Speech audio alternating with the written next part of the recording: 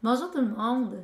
Vous sentez-vous toujours aligné dans vos choix, selon ce qui vous semble logique, qui concorde avec vos valeurs et dont les actions que vous faites coïncident avec le tout en plus. Donc, dans une précédente vidéo, je vous avais parlé d'intention, de recadrage aussi, et je vous ai mis le lien dessous cette vidéo-ci d'ailleurs. Je mentionnais la collaboration entre la tête, le cœur, le ventre pour certains choix à faire, nouvelles solutions ou actions à poser.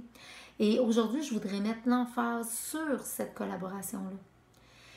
Qu'il s'agisse de trouver, pas de trouver, mais de persévérer dans un travail ou d'en entreprendre un nouveau.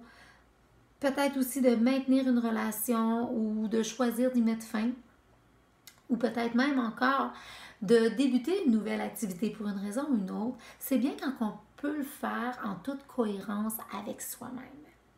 Et quand le doute s'installe, souvent, c'est parce que la décision a été prise juste avec la tête, sans prendre en compte, sans considérer ce qui était vraiment essentiel pour soi. Il y a des fois aussi la peur qui peut s'installer, qui fait en sorte que ça nous empêche de passer à l'action pour respecter ce qui est important pour nous.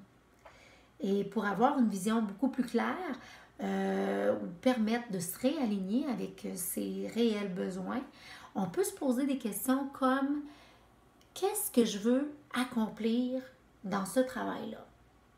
Qu'est-ce qui est essentiel pour moi dans une relation? Ou dans quel but je veux entreprendre une activité quelconque? Ça permet c'est un genre de questionnement justement qui permet de commencer à recadrer correctement ce que l'on veut pour soi-même. Et ça permet d'entamer une négociation qui mène à une espèce de collaboration que je parlais tout à l'heure, justement, avec ce qu'on appelle les trois cerveaux, la tête, le cœur et le ventre. Et de cette façon-là, quand on collabore, quand on amène une collaboration comme ça, les réels besoins de la personne sont répondus adéquatement dans un total accord avec les valeurs à y respecter qui viennent du cœur, les solutions qui sont apportées qui viennent de la tête et les actions qui sont à poser qui viennent du ventre.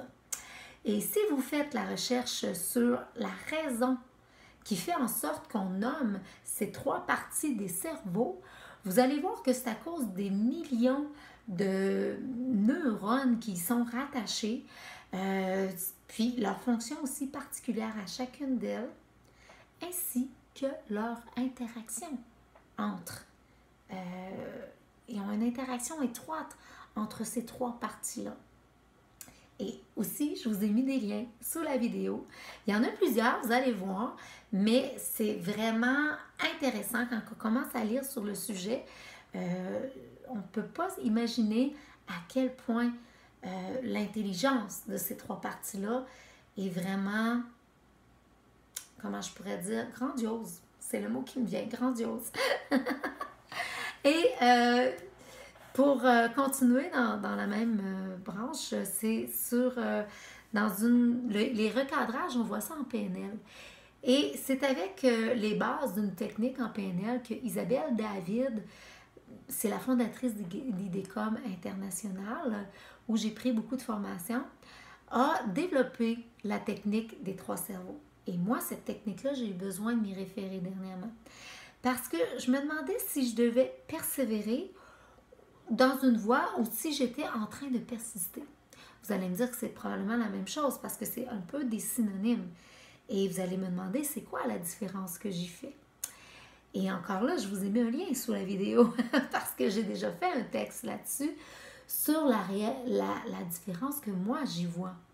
Et brièvement, pour vous dire, c'est que pour moi, persévérer, en fait, c'est de faire des nouveaux essais avec des réajustements à tout bout de champ dans une vision dans laquelle on a foi pour obtenir un résultat qu'on désire avoir. Et persister, c'est, pour moi encore, s'obstiner dans quelque chose qui mène à rien, qu'on n'a pas de changement dans la façon de faire, qu'on s'obstine à faire toujours la même chose, malgré les échecs, ou qu'on s'obstine dans quelque chose qui convient tout simplement pas. Ça, c'est persister pour moi. Mais c'est à moi, ça m'appartient, c'est deux façons de voir les choses. Donc, dans mon questionnement, j'ai visité les options au niveau de ma tête, mais je doutais vraiment de leur pertinence parce que c'est comme si je devais fuir une situation. Ça m'amenait dans une action à fuir une situation au lieu d'y faire face. C'est ce que mon ventre disait. Mais dans mes valeurs à moi, au niveau de mon cœur, c'était inacceptable. Je ne devais pas me laisser abattre. C'était primordial pour moi parce que dans mes valeurs, c'était pas ça. Ça m'a rendu là où je suis aujourd'hui de persister ou de persévérer plus, de me battre tout le temps. Et selon mes valeurs, je devais affronter la situation si je voulais regagner ce que, à mes yeux, j'avais perdu, la confiance en mes compétences. Je ne pouvais pas agir selon les solutions que ma tête avait trouvées. Donc, j'ai dû revenir à la base pour me poser la bonne question, en fait, celle qui était ici. Et je me suis demandé qu'est-ce qui est important maintenant, parce que j'avais des anciennes blessures, maintenant, aujourd'hui, pour moi, dans cette voie-là. Et il y a eu une réponse qui est arrivée et c'était l'harmonie. En plus, ça m'a dit, dans mes actions à faire, arrête de me battre, encore une fois. Je comprenais vraiment pas, parce que pourtant, ce qui m'avait amené à survivre de plusieurs situations, c'était de me battre tout le temps. Et c'était difficile, mais quand ces deux réponses-là, quand même, sont arrivées, j'étais un peu dans l'incompréhension, puis à un moment donné, tout a déboulé. J'ai compris qu'au final, je persistais, que je restais dans cette position-là pour les mauvaises raisons. Que maintenant, l'ego prenait plus le contrôle que la passion qui m'animait avant. J'avais plus le sentiment d'accomplissement comme avant, mais celui de devoir performer à la place. Et dans ce domaine-là, mes compétences là, étaient bel et bien en place parce que j'étais rendue exactement où ce que je voulais être dans cette voie-là et j'avais plus rien à me prouver. Et dès que j'ai eu compris ça, j'ai arrêté de me battre. Et là, mon ventre a pu se mettre en action en arrêtant de me battre. Et contre les solutions qui avaient apparu au départ, qui là me semblaient totalement exactes. C'était les solutions idéales pour moi pour vivre l'harmonie dans tout mon être.